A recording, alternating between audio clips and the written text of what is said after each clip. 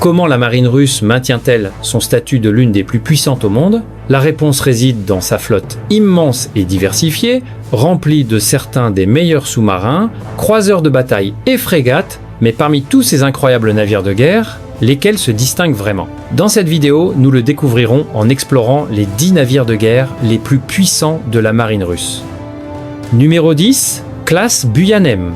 Pour ouvrir notre classement, voici la classe Buyanem, une corvette lance-missiles moderne construite par le bureau d'études Zelenodolsk en Russie. Ces navires sont entrés en service en 2014. Ce sont des bâtiments compacts de 74, 1 mètre de long et 11 mètres de large, très efficaces dans les eaux littorales. Malgré leur petite taille, ils frappent fort grâce au système de missiles de croisière calibré. Le navire déplace 949 tonnes et est exploité par 52 marins. Le Buyanem dispose d'un système de propulsion de 14 584 chevaux, atteignant 46 km/h. Son rayon d'action est de 4 259 km.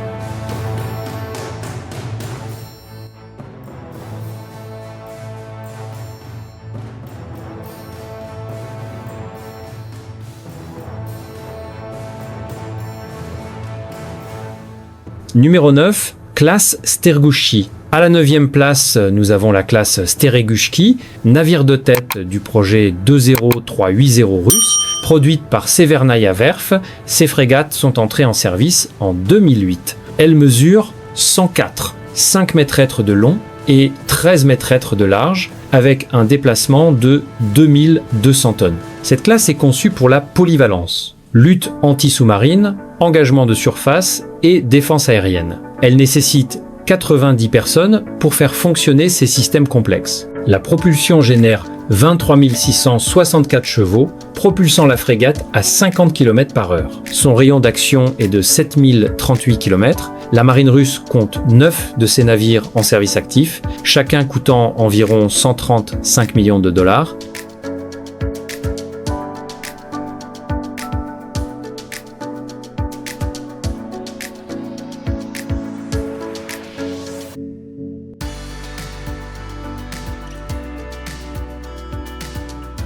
Numéro 8, Vassili Baïkov. En 8e position se trouve le Vassili Baïkov, navire de tête du projet 22160. Ce sont des patrouilleurs modernes, souvent décrits comme des corvettes modulaires, construits par les chantiers Zelenodolsk. Introduit en 2018, il représente un nouveau concept naval russe. Le navire mesure 94 mètres de long et 14 mètres de large, avec un déplacement de 1700 tonnes. Il ne nécessite que 40 opérateurs, indiquant un haut niveau d'automatisation. Sa propulsion de 33 525 chevaux lui confère une vitesse de 50 km/h. Son atout majeur est son endurance exceptionnelle avec un rayon d'action de 11 112 km. La marine russe exploite 4 de ces navires, estimés à 65 millions de dollars.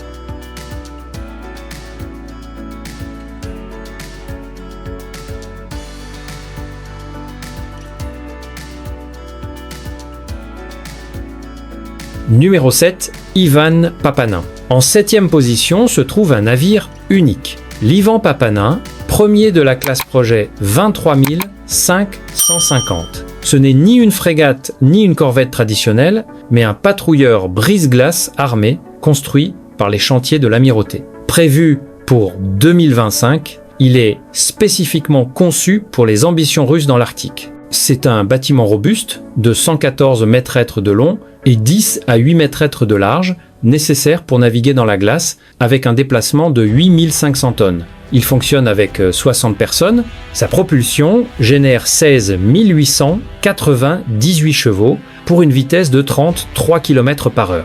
Son rayon d'action est immense, 18 500, 120 km. Seule une unité termine actuellement ses essais pour la marine.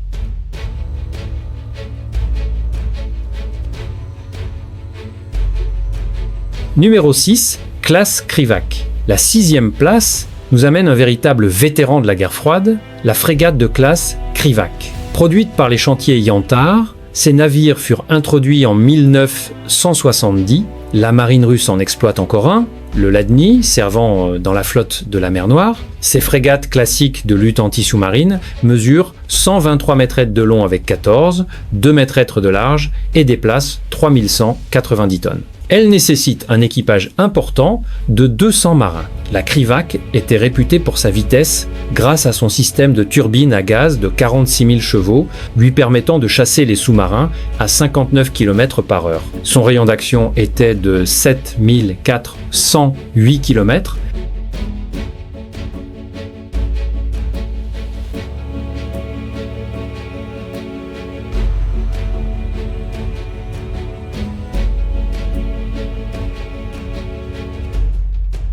Numéro 5, classe Neustrachimy. À mi-parcours, en 5e position se trouve la frégate de classe Neustrachimy, projet 11540.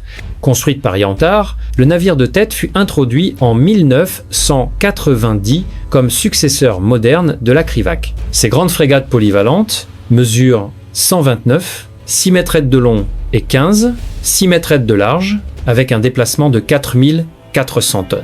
Conçue pour la guerre anti-sous-marine et anti-surface avancée, elles nécessitent 210 personnes. Elles sont exceptionnellement puissantes, avec une installation diesel et turbine à gaz, produisant 110 000 chevaux, permettant d'atteindre 56 km/h. Le rayon d'action est de 8334 km. La marine russe exploite 2 navires de cette classe dans la flotte de la Baltique.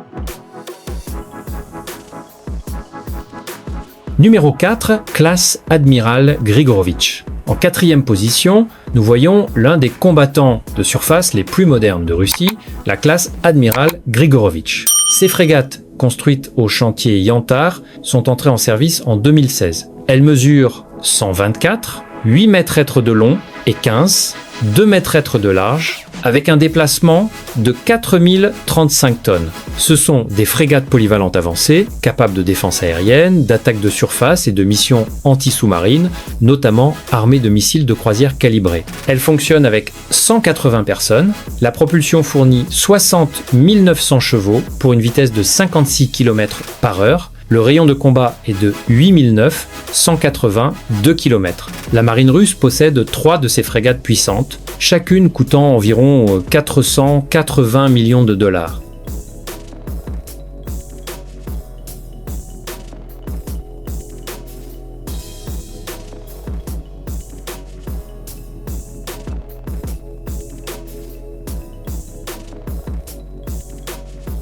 Numéro 3. Classe Guépard. Dans notre top 3 figure la classe Guépard. Ces frégates sont construites par les chantiers Zelenodolsk et furent introduites dans la marine russe en 2003. Elles mesurent 102, 2 mètres de long et 13, 76 mètres de large, avec un déplacement de 2100 tonnes.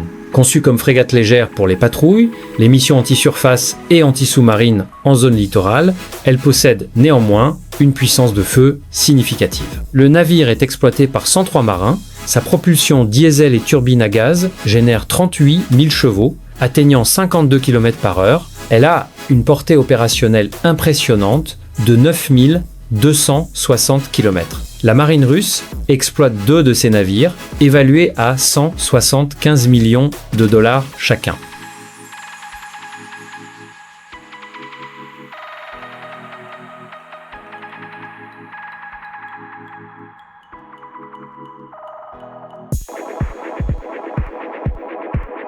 Numéro 2. Classe Oscar II. En 2e position, nous plongeons en profondeur avec la classe Oscar II. Ce sont des sous-marins lance-missiles à propulsion nucléaire ou SSGN, construits par le célèbre chantier Sevmash. Introduits en 1986, ils furent les géants des profondeurs durant la fin de la guerre froide. Conçus spécifiquement pour traquer les groupes aéronavals américains, ces sous-marins immenses mesurent 155 mètres de long et 18, 2 mètres de large, avec un déplacement en plongée de 19 400 tonnes.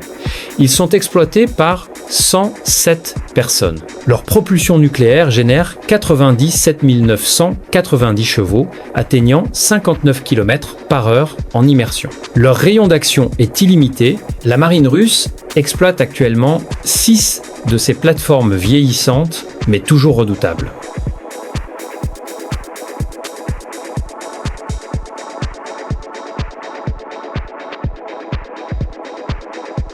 Numéro 1, classe Yasen. Et en première position, le prédateur suprême de la flotte russe, la classe Yasen. Construit par Sevmash et introduit en 2014, ce sont les sous-marins d'attaque polyvalents à propulsion nucléaire les plus récents et avancés de Russie, ou SSN. La classe Yasen mesure 130 mètres de long et 13 mètres de large, avec un déplacement en plongée de 13 800 tonnes. Ces sous-marins sont une merveille technologique, conçus pour une large gamme de missions. Lutte anti-sous-marine, guerre anti-surface, avec missiles de croisière et collecte de renseignements. Ils disposent d'un haut niveau d'automatisation, nécessitant seulement 64 personnes. Le réacteur nucléaire alimente une propulsion de 43 000 chevaux, permettant une vitesse silencieuse de 57 km/h. La marine russe exploite actuellement 5 de ces sous-marins incroyablement capables et coûteux, chacun estimé à 725 millions de dollars.